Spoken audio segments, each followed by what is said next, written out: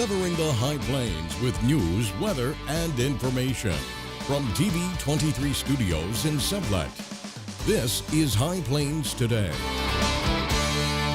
Hi, everybody. Welcome to this special edition of High Plains Today. I'm joined today by Lieutenant Enrique Coriano. He is with the Salvation Army in Dodge City. And you know what? He spent quite a bit of time, almost 3 weeks, in Puerto Rico after Hurricanes Harvey and Maria went through. Yes, Good to just see about you 3 weeks. today. Good to see you as well. All right, so Harvey, first part of September, comes across out of the Atlantic, kind of skims across the northern part of Puerto Rico. Yes. Then about 2-3 weeks later, oh, here comes Maria. And she wasn't as nice as Harvey. No, she went right was- down the middle. Yeah, impacted every aspect of that island. Choo-pa. All right. Now, let me ask you this, and for people that don't know, because I didn't know until I asked him, but the size of Puerto Rico compares to, The state of Rhode Island. and it's an island. Of course, and Rhode Island's not an island, but Puerto Rico is. And so the biggest thing that we would hear in the news was, you know, the electrical system is gone. Yeah. And it was in bad shape before, correct? It was in very bad shape before. The reason Puerto Rico really touched my heart is You're from Puerto Rico. My He's parents Puerto were born Rican. and raised there, and so it really touched my heart, and to be able to have the opportunity to go and help and assist through the Salvation Army with their emergency help really helped, really relieved a lot of questions that I had being there. So it was a great opportunity for me to go. Well, and you had been there before the I'd been there hurricane. previously, So yes. was this one of those deals when you got there and you got off the plane, you went, whoa. Before you get off the plane, Oh, flying over, I suppose. flying over, yeah, seeing all the tarps on some of the roofs that were blown off, just seeing a lot of the down power lines. You could just see it before even hitting the ground. Ooh. All right. Now, you being, you know, Puerto Rican, speaking Spanish. Now, is that why the Salvation Army said, Enrique, have we got a job for you? No, at first they were going to send you to Texas to help at Houston, weren't they? They were going to send me to Houston. All right, tell me that story because you were telling me you had your bags packed and were ready. Well, I got information a couple days prior that I was going to be going to Houston to help relief in Houston with everything that happened there. Bags packed, literally money in my pocket to go and help, and emotionally ready to go, and got a last-minute call right before we walked out the door and said, hold off. We're redirecting some things because of what's happening in Puerto Rico, and so we'll let you know what's happening. So I had my bags packed for the next week, and just as it seems fit, I unpacked my bag, and about 2 days later, we get a call and said, all right, you ready to go? You're going to go to Puerto Rico, so. You said, okay. Yes, So you repacked I repacked. and off you went. I did. All right, so you left on what, October 22nd October 22nd. and headed to Puerto Rico. Yep, it was a Sunday. And okay, so then when you get there, you land in San Juan? Yeah, I landed in San Juan, Puerto Rico. Yep. It was about 10 o'clock in the morning and went right from there straight to work. Just All right, and your job while you were there was, explain to people what, you were a liaison officer, and okay, you tell them what So the liaison officer for the Salvation Army, what my role was to sit in Joint Force Operations building in San Juan and coordinate what the Salvation Army is doing in the island of Puerto Rico. We have a unique position there because we already had 11 fixed sites on the island. So what we were doing was coordinating with FEMA how I was going to say, yeah, because you were working with FEMA and all these other nonprofits such as Red Cross, Okay. Samaritan's Purse, a lot of volunteer agencies doing all the hands and feet of what FEMA was supplying us with. So so did each charity have like a certain area that they were covering or a certain job? Or, I mean, how did that work? That's exactly right. Each charity, when they were coming in, had decided, well, one organization was going to try to work in one area where they already had done previous work because of the prior hurricane. So they came in and maybe have done water filtrations, or they could provide medical assistance. Some said, well, they could help with feeding, or they could help with housing, or help with tarps. I mean, there's so many different needs that every organization had something that they were doing. Okay, so the Salvation Army, with your 11 fixed locations around the island, Yes. you guys were responsible for... We were responsible to provide hot meals for those that were impacted, which was everyone in the area. And in some places, they were going out to the smaller villages with vehicles to provide for those who couldn't leave, the widowed, the elderly, people who were housebound, just knocking on doors and saying, here's a hot meal for you, and here's some water. Water was the big thing, isn't it? Water is a big thing. You know, tropical climate, temperatures rise. Yeah, keeping hydrated is important. Wow. All right, stay right there, because we're going to take a quick break. And when we come back, we're going to talk about more of what happened in Puerto Rico and what the Salvation Army was doing and a lot of other things that went on. And he's even got some action photos of stuff that are going on. You're going to go, are you kidding me? So stay right there. Enrique and I'll be back right after this. You're watching High Plains Today on TV 23 with host Chris Jewell.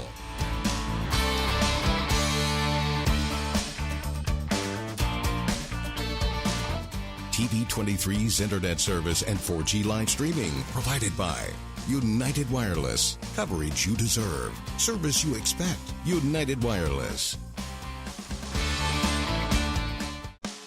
Hi, Chris Jewell, host of High Plains Today, a 30-minute news and information program that airs weekdays at noon right here on TV 23.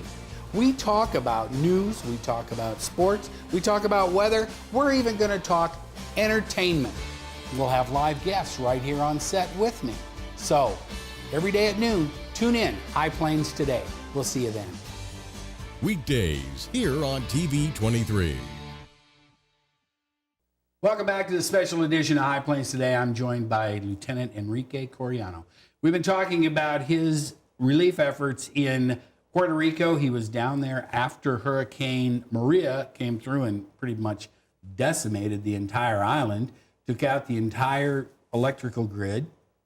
So when you don't have electricity, you don't have running water, you don't have sewers, the roads were all crazy, right? Correct. Or gone. Down lines, trees, mudslides, you name it.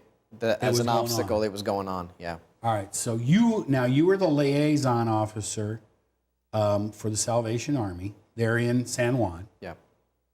Now, you were working with a ton of other agencies, not just nonprofits, but other military aspects and that kind of stuff, right? Correct.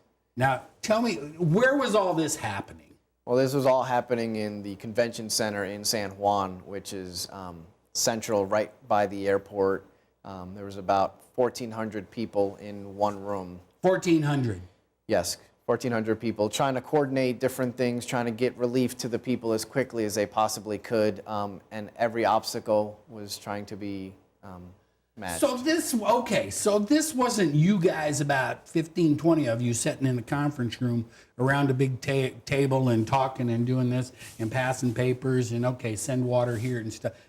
1,400 of you doing that. Yes, 1,400 of us trying to coordinate for different meetings, trying to meet the need as best as they possibly could with evacuations, with meeting people with water. I mean, just huge effort, huge effort. And and the Salvation Army, you guys were tasked with getting food and water out because you had 11 sites in Puerto Rico, but one is gone. Yeah, we had 11 sites before Maria came through. Maria came through, wiped out one of our locations, but because the Salvation Army continues to feed and serve, that location was getting supplies from another Salvation Army location, and they were feeding out of their home. Wow. All right. So while all this is going on with no electricity and no water, and here's the other thing, we would hear on the news that, the United States isn't doing this, the government's not doing that, et cetera, et cetera. You were telling me that we had all this aid that's coming in, and there's only, 2 ways to get stuff to Puerto Rico, right? Yeah, by plane and by boat. That's it. That's it. There's no bridge. That'd be a very long bridge. That'd be a big bridge. Going to Key West from Florida is not a big deal then, was it? Yeah. All right. Now, we were talking earlier before we went on the air that all these ships that we would hear are setting off in the harbors that couldn't come unload because Well, all the docks were destroyed or needed to be fixed or mangled because of Hurricane Maria, which then set everything back. Just trying to get the docks up to standard so that the ships could come in took some time. so once they got that done though, then the other problem was where do we put the stuff? Where do we put the stuff? There's only so many warehouses on the island. Warehouses left standing besides. Exactly. So the aid was there, you just couldn't get it ashore. Couldn't get it ashore, couldn't get it fast enough. I mean, it takes time to unload a ship. And then there's only so many workers that can actually, they're qualified to offload. That was the other thing too. They were begging for drivers to drive trucks to come to Puerto Rico because a lot of the truck drivers had lost their homes and had to evacuate and all those types of things too, right?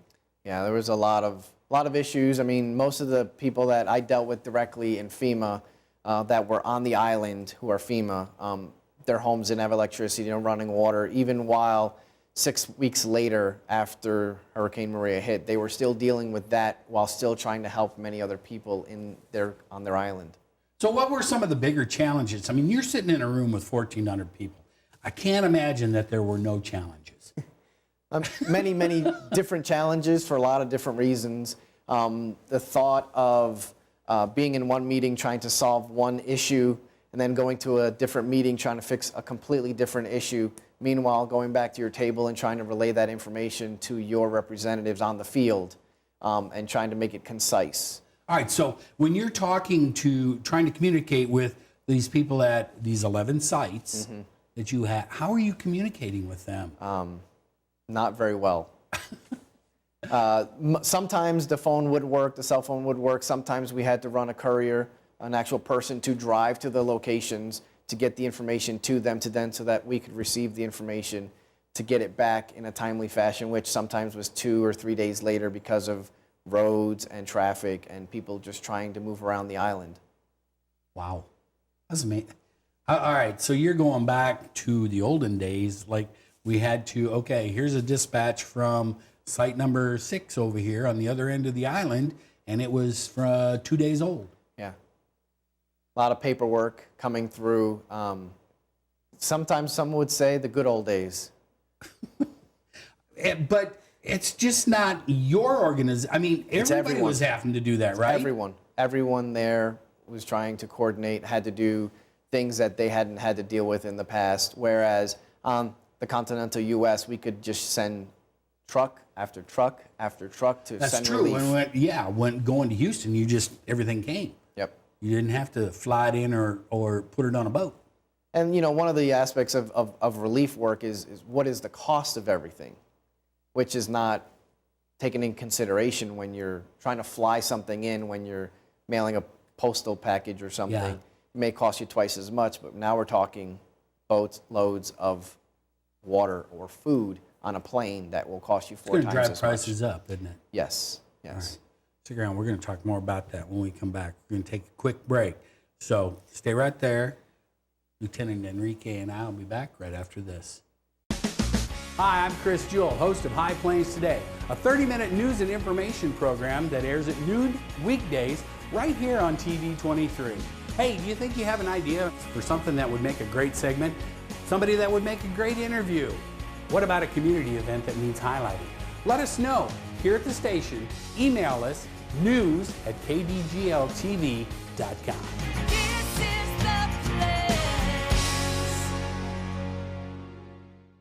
Welcome back to this special edition of High Plains Today. Lieutenant Enrique Coriano, Dodge City, Salvation Army, was in Puerto Rico.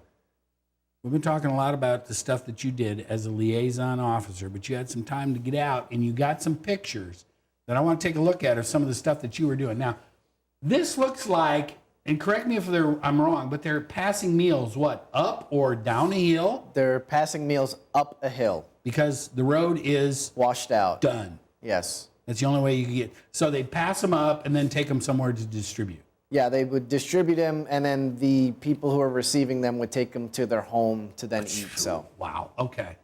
Now, this is, believe it or not, you told me this is a Walmart in San Juan. it is a store in Walmart that it went around the corner, and this is where they would be purchasing water. Purchasing. Now, this wasn't handout water. No, this was purchasing water. Okay. Yep. All right. That's a big line. Now, this is one of your canteen units. This is one of our mobile kitchens that's out in one of the smaller communities, trying to give relief to those who hadn't received food or water. All right. And now this was a big part of what you guys did in Puerto Rico also, right? Yeah, emotional and spiritual care. As you could imagine, just the devastation, losing a home, losing Well, losing everything. everything, and just people just being at their brink's end. I can imagine. Okay. Now, and this is some of the devastation. Yeah, this is just a picture in a town that you could just see roofs ripped off some of the buildings and just what they were trying not to much clean up. left. Not much. Now, I did see a power line hanging there, though. I wouldn't touch it. Okay. Well, it's the ones that we couldn't see that were probably not there, right? Correct. Because that's what you said about the electrical grid. They just had, because you had lines that were up, but lines that were down, so they just had to shut it all down. Shut it all correct? down to kind of get correct lines going from one place to the next. You didn't want to have You don't more. want, a lot of live lines on the ground. Yeah. Okay. What do you got for us next? Okay, so this is a distribution, correct? Yeah, the Salvation Army would receive food and water from FEMA. We would then take it to smaller communities and hand them out at the individual houses, knocking on doors. This is water? This is just water being handed out at the same time. All right. So, and you could see in that one picture that Puerto Rico, it's an island, size of Rhode Island, but it's not like Southwest Kansas. It's not flat.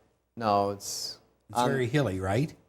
Mountainous. I don't. mountainous on the parts that where the beaches would be. Yes. Very, very flat, obviously, but then probably about a couple hundred feet, it may run straight up to a mountain.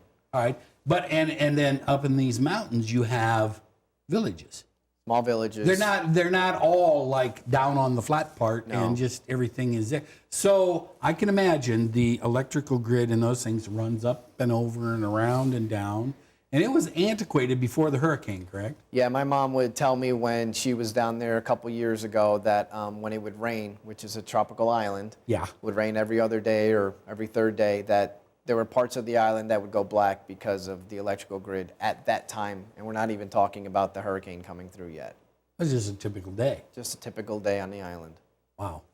All right. So, and you were there for almost 3 weeks. Yeah, 3 weeks. Now, the thing I think it's important to remember, you can still donate to this cause. All you have to do is go to Donate Dodge, DonateDodge.com. and you can make donations for the holiday season as well as the hurricane relief Correct. for the Salvation Army. And 100% of that money that's being raised for the hurricane relief effort will go straight there. Okay. Now, that's a good thing to remember. Now, people also need to remember that, remember, Puerto Rico it's an island, but it's a U.S. territory, isn't it? It is 100% a U.S. territory. I mean, it's not another country. When people say, why are we sending all this aid to another country? It's part of the United States. Part of the United States. It's kind of a stepchild, but it's a territory. It is a territory. Yes. Now, Puerto Rico, correct me if I'm wrong, they have a representative in the U.S. Congress Yes. that has no voting rights, but is there as a representative for Puerto Rico. Correct. There's a lot of U.S. citizens that live in Puerto Rico, but if you are a Puerto Rican citizen living in Puerto Rico, you cannot vote in national elections, right? That's my understanding of what's happening. Yes. Okay. So really, Puerto Rico is really part of the United States. Yes. It just lacks this much from being, the 51st state? Yeah. Do we ever see that happening, you think, I in our lifetime? don't think so. But Okay, so, all right, we won't get into the political aspect of this whole deal. But while you were down there, now when you first went down as the liaison officer, you went and relieved another person that was there doing the same thing Doing the exact same prior thing. to when you got there, right? Yes, yes. So they were there pretty much right after the hurricane for 2 or 3 weeks, and then they sent you in, right? Yeah. All right, so here you are, this little guy, he's just a little Lieutenant Enrique in Dodge City at the Salvation Army. How did they, now this is a big deal when you went down there, right? It's a huge deal. Huge. How did they say, oh, Enrique, we need you to go to Puerto Rico?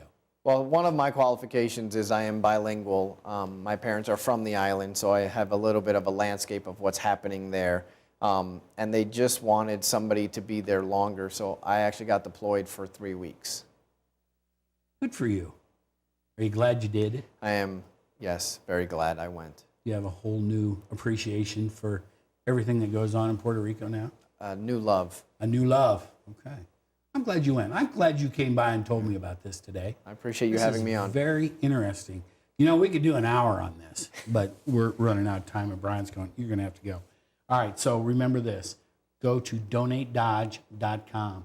You can donate to hurricane relief, plus you can donate to over 300 Christmas boxes that you guys are, meals that you guys are putting together for the holidays coming up, correct? Yes. So they've got that going on. They've got a $120,000 goal that they're trying to raise over the holidays. So remember, everything that the Salvation does stays local.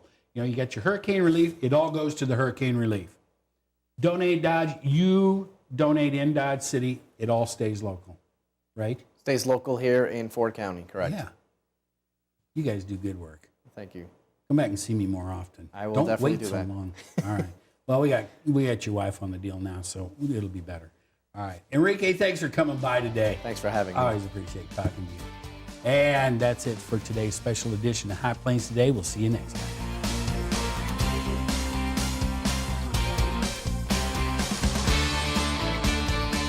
Keep up to date with the latest information from TV23 on our Facebook page, KDGL TV.